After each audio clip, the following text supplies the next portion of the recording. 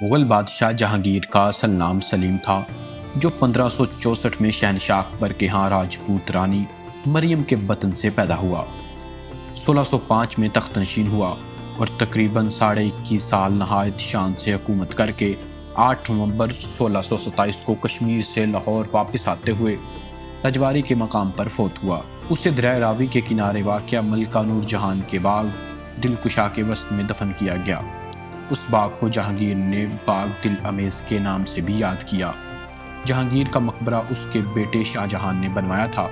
مقبرہ جہانگیر کو مغلیہ عہد میں تعمیر کیے گئے مقابر میں اہم مقام حاصل ہے۔ دریائے راوی کے دوسرے کنارے یعنی شدرہ کی طرف سے لاہور آئیں تو مغلیہ دور کی تعمیرات میں مقبرہ جہانگیر، مقبرہ آصف جاہ اور ملکہ نور جہان کا مقبرہ نمایاں نظر آتے ہیں۔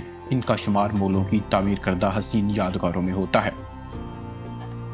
مقبرہ جہانگیر باغ دلکشا میں واقع ہے۔ باغ دلکشا نواب مہدی قاسم کی ملکیت تھا، جو اکبر بادشاہ کے قریبی ساتھیوں میں سے تھا۔ اس نے یہ باغ 1556 میں دریائے راوی کے پار بنوایا تھا۔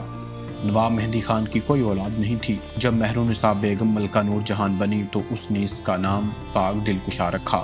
اب لوگ باغ دلکشا کا نام بھول چکے ہیں اور اس ساری جگہ کو مقبرہ جہانگیر ہی کہا جاتا ہے۔ مقبرہ جہانگیر کی تعمیر کا آغاز ملکہ نور جہان نے کیا تھا اور شاہ جہان نے اسے پایہ تکمیل تک پہنچایا۔ شہنشاہ اکبر کی وفات سن 1605 میں ہوئی تو اس کا بیٹا جہانگیر نور الدین جہانگیر کے لقب کے ساتھ تخت نشین ہوا، کیونکہ شہنشاہ اکبر کے 2 بیٹے مراد اور دانیال پہلے ہی فوت ہو چکے تھے۔ جہانگیر 20 ستمبر 1569 کو فتح پور سیکری میں پیدا ہوا۔ تخت نشین ہونے کے بعد اس نے کئی اصلاحات کی۔ فریادیوں کی داد رسی کے لیے اپنے محل کی دیواروں کے ساتھ ایک زنجیر لگوا دی، جسے زنجیر عدل کہا جاتا تھا۔ یہ زنجیر عدل بہت مشہور ہوئی، جس کے ذریعے ہر کوئی اپنی شکایت بآسانی بادشاہ تک پہنچا سکتا۔ یہ زنجیر 30 گز طویل تھی اور اس کے ساتھ سونے کی 60 گھنٹیاں بندھی ہوئی تھیں۔ اس کو بادشاہ کے ذاتی کمرے میں موجود طلائی گھنٹیوں کے ایک جھرمٹ سے وابستہ کیا گیا تھا۔ شہنشاہ جہانگیر نے حکم دیا کہ شاہراہوں پر سرائے، کنویں اور مساجد تعمیر کی جائیں۔ شہنشاہ جہانگیر کو بھی اپنے باپ اکبر کی طرح لاہور سے بہت زیادہ لگاؤ تھا۔ اس نے 1622 میں لاہور کو دارالسلطنت بنایا۔ 1624 میں جب کشمیر کے سفر کے دوران اس کی وفات ہوئی تو اس نے وفات سے قبل لاہور میں دفن کیے جانے کی خواہش ظاہر کی تھی، چنانچہ اسے چہیتی بیگم ملکہ نور جہان کے باغ دلکشا میں دفن کیا گیا۔ شاہ جہان نے مقبرے کی تعمیر پر 10 لاکھ روپے خرچ کیے اور اخراجات کے لیے جگیر مقرر کی گئی۔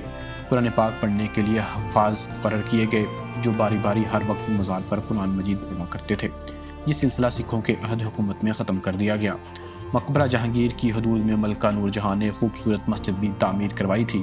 یہاں نور جہان نے کافی عرصے رہائش بھی اختیار کی، اس لیے یہاں رہائشی عمارات بھی تعمیر کی گئی تھی۔ ملکہ نور جہان اور شہنشاہ جہانگیر کے مقبرے ایک ہی رقبے میں تھے، لیکن جب انگریزوں نے اس کے درمیان ریلوے لائن بچھائی تو مقبرہ جہانگیر اور مقبرہ نور جہان کو ایک دوسرے سے جدا کر دیا گیا۔ مقبرہ جہانگیر کے چاروں کونوں پر خوبصورت مینار موجود ہیں۔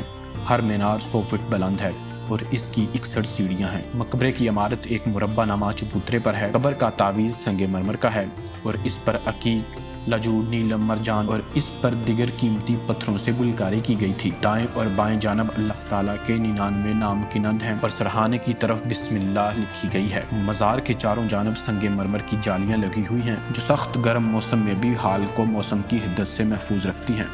مقبرے کو اندرونی فرش سنگ مرمر، سنگ موسیٰ اور سنگ ابری جیسے مختلف قیمتی پتھروں سے مزین ہے۔ باغ دلکشا کے اندر پختہ روشین اور راہداریاں موجود ہیں۔ مقبرہ جہانگیر کا غربی دروازہ، جس میں سے ہاتھی بھی ماں سوار کے گزر سکتا تھا، اور 4 دیواری کے باہر جو 4 بہت بڑے کنویں تھے وہ دریابند ہو چکے ہیں۔ صرف ایک کنواں اب بھی موجود ہے۔ مقبرے کے میناروں سے لاہور شہر کا خوبصورت نظارہ کیا جا سکتا ہے۔ شہنشاہ جہانگیر مصوری اور فنون لطیفہ کا بہت شوق رکھتا تھا۔ اس نے اپنے حالات پر اپنی کتاب ذکر جہانگیری میں تفصیل بیان کیے ہیں۔ اس کتاب میں شہنشاہ جہانگیر اور ملکہ نور جہان کے عشق و محبت کے دلچسپ قصے بھی درج ہیں۔ نادر شاہ اور احمد شاہ ابدالی کے حملوں اور سکھوں کے دور میں مقبرہ جہانگیر کو بہت نقصان پہنچا۔ سنگ مرمر کی جالیاں اور قیمتی پتھر اکھاڑ لیے گئے۔ اس کے باوجود یہ عمارت آج بھی بڑی شان و شوکت کے ساتھ کھڑی ہے اور عہد رفتہ کی یاد دلاتی ہے۔